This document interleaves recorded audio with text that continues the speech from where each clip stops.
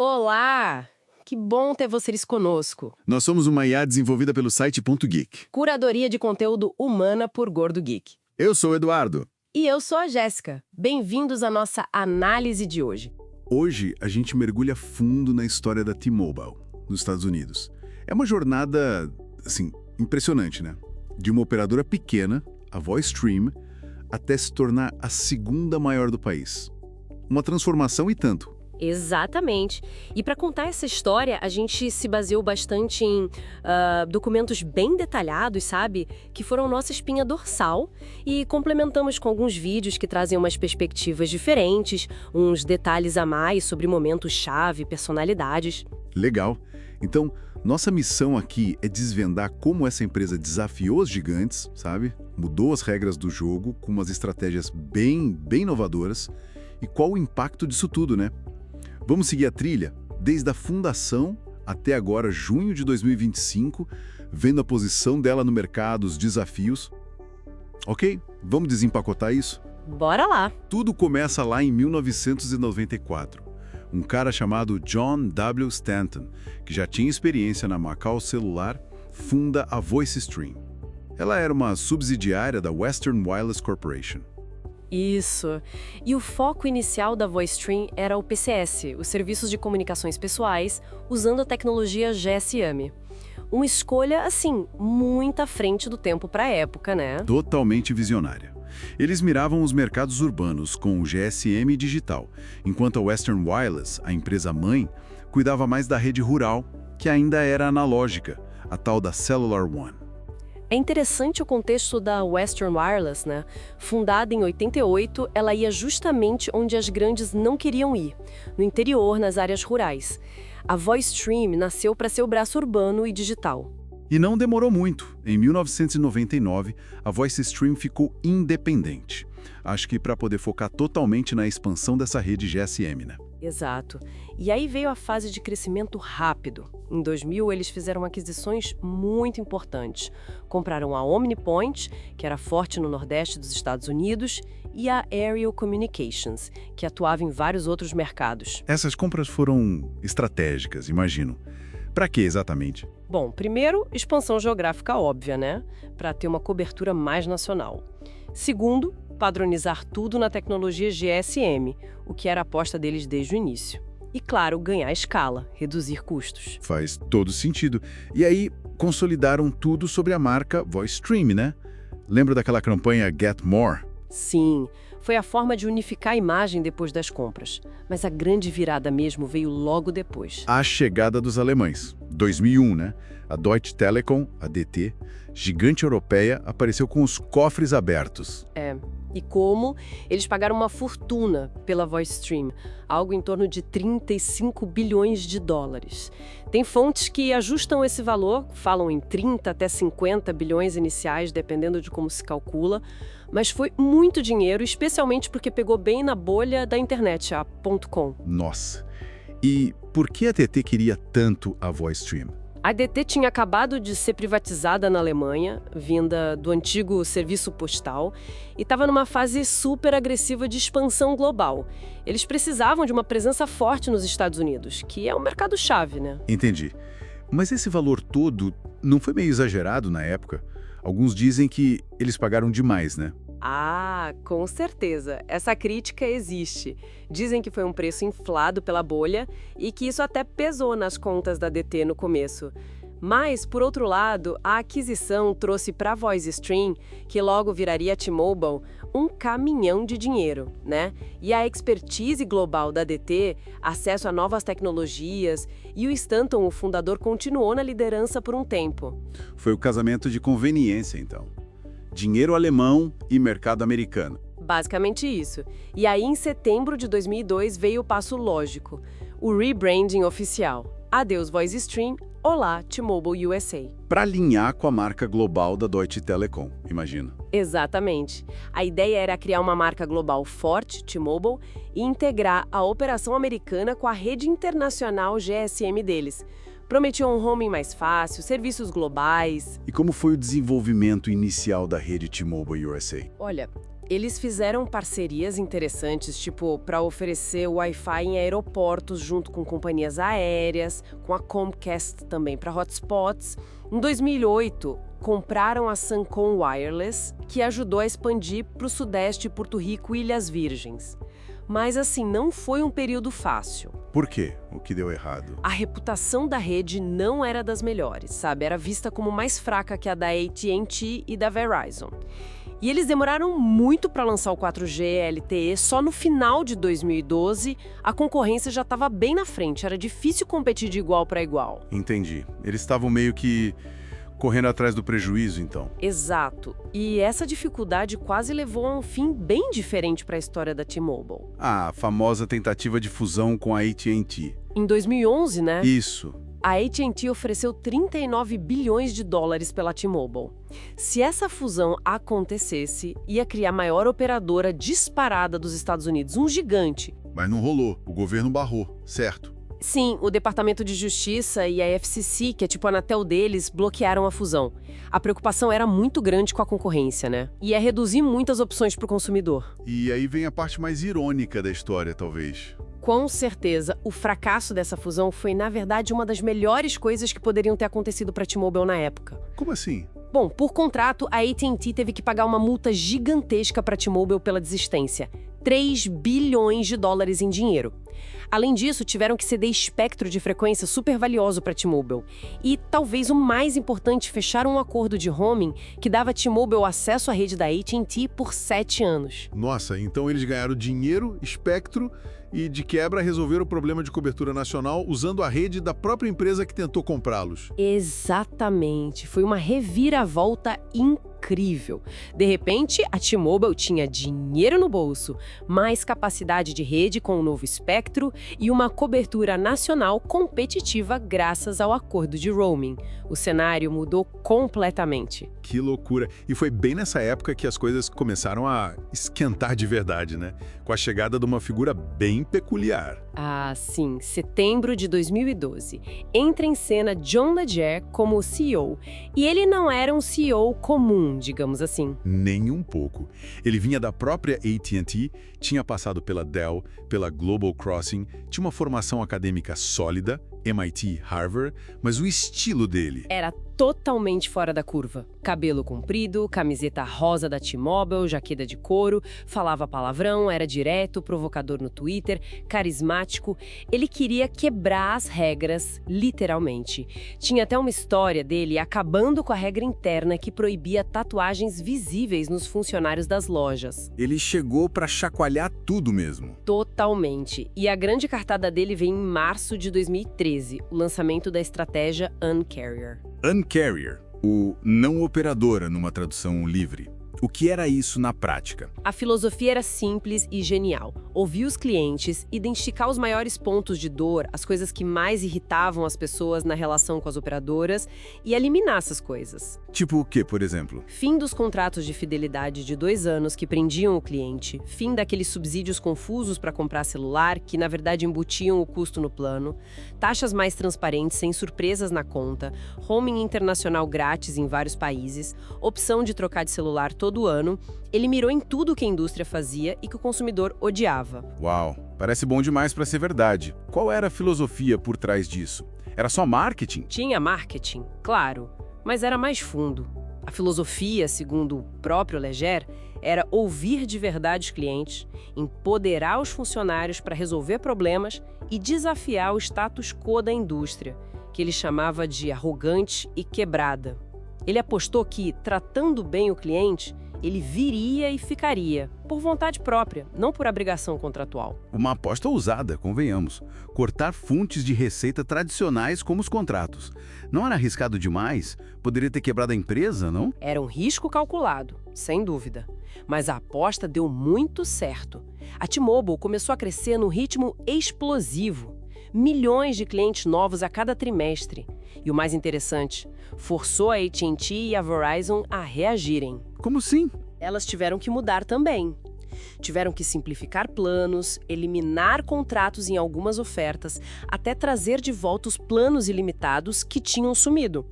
No fim, a estratégia Un-carrier beneficiou não só os clientes da T-Mobile, mas todos os consumidores de telefonia móvel nos Estados Unidos. Aqui é onde fica realmente interessante.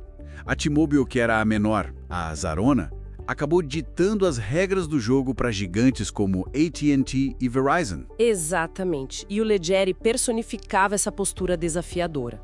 Ele usava o Twitter de forma implacável para criticar as concorrentes, chamava elas pelo nome, apontava as falhas, criou uma persona muito forte para a marca. A T-Mobile saiu da 4ª posição e ultrapassou a Sprint, se tornando a 3ª maior. E depois, com a fusão que ele mesmo orquestrou, virou a 2ª. Falando em fusões, depois dessa revolução Un-carrier e da saída do Ledger em 2020, após fechar a fusão com a Sprint, a T-Mobile continuou comprando empresas, né? Quem assumiu o comando? Quem assumiu foi o Mike Sievert, que já era um executivo importante lá dentro, foi Chief Marketing Officer, Chief Operating Officer. Ele já estava imerso na cultura Un-carrier. O foco dele tem sido mais na execução da estratégia, na integração das empresas adquiridas. Ele tem um background interessante também, veio da Clearwire, da Microsoft. E quais foram essas aquisições pós-Ledger além da Sprint? Bom, antes mesmo da Sprint, em 2013, eles fizeram uma aquisição reversa da Metro PCS. Isso foi importante para fortalecer a presença no segmento pré-pago, ganhar espectro em áreas urbanas e até conseguir listagem na bolsa Nasdaq. Eles mantiveram a marca Metro by T-Mobile, que é forte nesse nicho de valor. E a Sprint em 2020, claro, foi gigantesca. Gigantesca e estratégica. Criou um concorrente muito mais forte para a AT&T e Verizon. E o principal ativo que a Sprint trouxe foi o espectro na faixa de 2.5 GHz. Essa frequência é considerada ideal para o 5G, um mid-band, que equilibra bem velocidade e alcance. Foi crucial para a T-Mobile sair na frente no 5G. A fusão também trouxe o Ashers Wireless, um serviço importante do programa Lifeline, que oferece celular para a população de baixa renda. E mais recentemente teve mais coisa, né? Sim, em 2024 compraram a Kalena Corporation, que é dona da Mint Mobile e da Ultra Mobile. A Mint ficou famosa com o ator Ryan Reynolds como garoto propaganda, focada no modelo direto ao consumidor, D2C pré-pago. A Ultra foca mais em chamadas internacionais. A T-Mobile manteve as marcas separadas para atuar em nichos específicos. E agora, em 2025, tem a compra da US Cellular no radar? Exato, anunciaram a intenção de comprar as operações sem fio e parte do espectro da US Cellular. O objetivo, claro, é reforçar a presença em mercados rurais, onde a T-Mobile historicamente era mais fraca. Falando nessas figuras-chave, vale a pena revisitar rapidinho, né? O John Stanton, o fundador. O visionário inicial, né? O arquiteto da VoiceStream, que plantou a semente do GSM. Hoje ele é visionário, continua influente em Seattle. O John Legere. O revolucionário. O cara que personificou a virada Un-carrier, transformou a indústria, sacudiu o mercado. Se aposentou em 2020, logo depois de entregar a fusão com o Sprint. Uma figura inesquecível para o setor. E o Mike Sievert, o atual CEO. O sucessor focado na execução. Ele pegou o bastão do Leggeri e tem a missão de integrar tudo, manter o crescimento e liderar a T-Mobile nessa nova fase, competindo de frente com as duas maiores e expandindo para o 5G, internet fixa. E o marketing deles sempre foi marcante, né? Não só com o Leggeri, lembro daquela T-Mobile Girl. A Carly Fox. Claro, ela foi o rosto da marca de 2010 a 2013. Virou um ícone cultural. E a evolução dela, do vestido rosa para motociclista de jaqueta de couro preta, refletiu a própria transformação da T-Mobile, de uma marca mais fofa para essa postura mais agressiva, o alter ego que eles chamavam. E o marketing Un-carrier em si, sempre muito direto, né? Criticando os concorrentes abertamente, fazendo eventos próprios de lançamento. Sim, eles criaram um estilo próprio. E mais recentemente, fizeram muito sucesso com aquele comercial do Super Bowl, reunindo o Zach Braff e o Donald Faison, da série Scrubs, para promover a internet 5G residencial. Foi um viral e eles continuaram usando a dupla. Ah, e tem o T-Mobile Tuesdays. Isso, um programa de fidelidade bem esperto, né? Um aplicativo, o T-Life agora, que dá ofertas e brindes toda semana, é uma forma de manter o cliente engajado, quase uma gamificação do relacionamento. Falando em tecnologia, você mencionou a liderança em 5G. Como eles conseguiram isso? principalmente por causa daquele espectro de 2.5 GHz que veio da Sprint. Eles apostaram cedo e investiram pesado no mid-band, enquanto a Verizon focou mais no high-band, M-Wave, e a AT&T ficou um pouco mais dividida. A T-Mobile conseguiu lançar uma rede 5G nacional, com boa cobertura e boa velocidade mais rápido. A qualidade da rede deles melhorou drasticamente nos últimos anos. E essa aposta no 5G abriu outras portas, né? Como a internet fixa. Exatamente. O FWA, Fixed Wireless Access, usar a rede móvel 5G para oferecer banda larga residencial e competir diretamente com as empresas de cabo e fibra. É uma área de grande crescimento para eles, com meta de ter mais de 10 milhões de clientes FWA até 2027. Eles também estão investindo em fibra ótica própria. Sim, não só FW. Eles têm uma meta ambiciosa de alcançar 10 milhões de casas com fibra até 2030. Fizeram até uma joint venture com o fundo de investimento, o EQT, e compraram uma empresa regional de fibra, a Lumos, para acelerar isso. E as parcerias estratégicas? Vi que tem coisa com Nokia, Google, OpenAI, até SpaceX. Sim, são parcerias bem importantes. Com a Nokia para ter redes 5G mais flexíveis, com o Google Cloud para oferecer soluções para empresas, com a OpenAI estão usando inteligência artificial, o tal do IntentCX, para melhorar o atendimento ao cliente. E com a SpaceX, do Elon Musk, tem o projeto Coverage Above and Beyond, para usar os satélites Starlink para oferecer conectividade básica em áreas onde não tem sinal nenhum de celular. Bem futurista, né? Bastante. E como tudo isso se reflete nos números? Como está a T-Mobile hoje, em junho de 2025? Os números são fortes.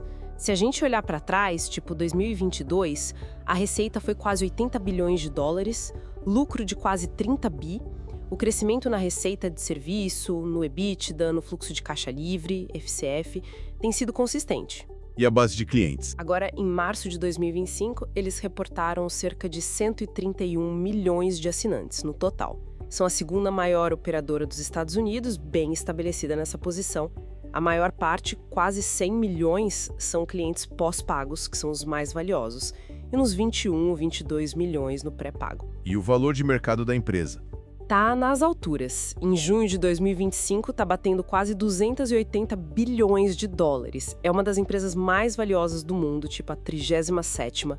O desempenho das ações superou os índices e as concorrentes nos últimos anos, e eles têm metas financeiras bem agressivas para 2027, tipo passar de 40 bilhões de EBITDA e 20 bilhões de fluxo de caixa livre. A estratégia de ter várias marcas, T-Mobile, Metro, Mint, Ultra, Assurance, parece estar funcionando então. Sim, permite que eles ataquem diferentes segmentos do mercado. T-Mobile, para quem quer o serviço mais completo, Metro, para o valor, Mint, para o online, Ultra, para o internacional, Assurance, para o social, cobram quase todo o espectro. Mas nem tudo são flores, imagino. Quais são os desafios daqui para frente? Ah, com certeza. A competição com a AT&T e Verizon continua brutal. Elas também estão investindo pesado em 5G e fibra. Existe uma pressão crescente por ofertas convergentes, pacotes que incluem celular, internet fixa, TV. A T-Mobile está entrando nisso agora com FWA e fibra, mas as outras já têm mais experiência. E a questão do preço. Manter a imagem de valor e, ao mesmo tempo, ter lucro. É um equilíbrio delicado. Manter as margens de lucro altas enquanto compete em preço é sempre um desafio. Além disso, tem a pressão dos investidores. As ações subiram muito, as expectativas são enormes. Qualquer deslize na execução da expansão em FWA e fibra, ou se o crescimento de clientes desacelerar muito, pode pesar. E as oportunidades, onde eles podem crescer mais? Ainda tem muito espaço para crescer em mercados rurais, como estão buscando com a compra da US Cellular. O mercado corporativo de empresas é outra fronteira importante. A diversificação demográfica, alcançar novos públicos e, claro, continuar inovando com as novas tecnologias.